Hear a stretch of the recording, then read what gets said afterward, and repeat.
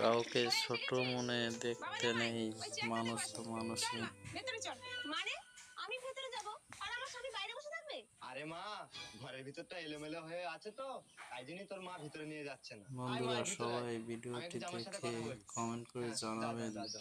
বাবা যে জামাই, কার তোমার পুরো কতটা নামটা কি? ভালো লাগলো। আগে শ্বশুর মশাই অনিত রুই দাস। ও, তার মানে তুমি জাতে মুচি, নিচু জাত। তা ভালো মানুষের মেয়েটাকে তো পটিয়ে নিলে বলো।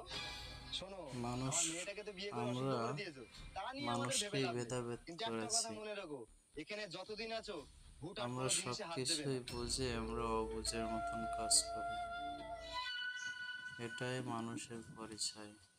বাবা তোমায় কি বললো?